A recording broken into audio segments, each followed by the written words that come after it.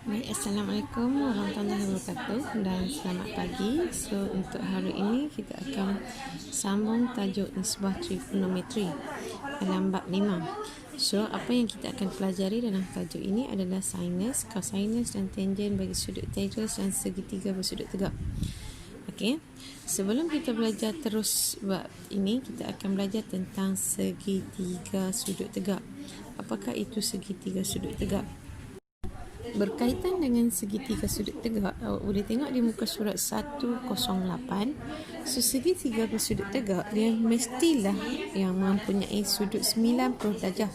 Okay, salah satu sudutnya mesti ada 90 darjah di sini, 90 darjah di sini. Jadi, dalam segitiga sudut tegak, kita akan ada sisi bersebelahan, sisi bertentangan dan hipotenus.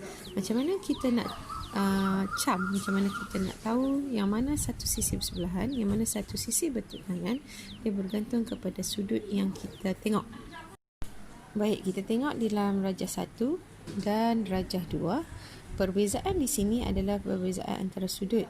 Kalau awak tengok di sini 90 darjah, di sini sudutnya sudut X, dan di dalam ini untuk rajah 2 sini 90 darjah, Y di sebelah sini.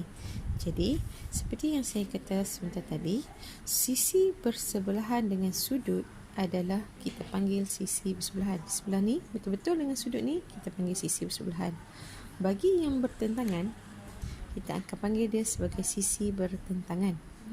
Manakala, untuk nombor rajah 2, ini Y, jadi sisi ini, bila bersebelahan dengan sudut ini, kita panggil dia sebagai sisi bersebelahan. Untuk di bahagian ini, QR ini, kita panggil dia sebagai sisi bertentangan. Manakala, kalau kita tengok sudut 90 darjah, bertentangan dengan sudut 90 darjah itu kita panggil hipotenus. Sama juga dengan rajah 2, sini 90 darjah, bertentangan dengan sudut ini, sisi yang terpanjang itu kita panggil hipotenus. Baik, seterusnya kita tengok contoh 1. Dia minta kena pasti sisi bertentangan, sisi bersebelahan dan hipotenus berdasarkan sudut dalam jadual di bawah untuk semua segitiga bersudut tegak berikut. Okey, sebelum itu kita buat ulang kaji sedikit berkenaan dengan sudut, bacaan sudut. Sekiranya kita nak baca sudut ini, kita akan baca sudut ini di tengah-tengah. So, dua sisi lain ini kita akan panggil sebagai BAC atau CAB. So, sudut ni kita panggil sudut BAC atau CAB. Untuk sudut ni mesti di tengah-tengah.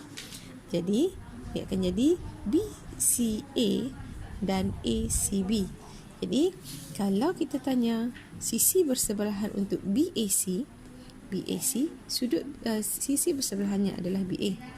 Bagi yang bertentang adalah BC. Manakala hipotenus masih yang terpanjang, yang mana bertentangan dengan 90 darjah, sisinya adalah CA. Seterusnya untuk B, okay, untuk B kita ada segitiga KLM.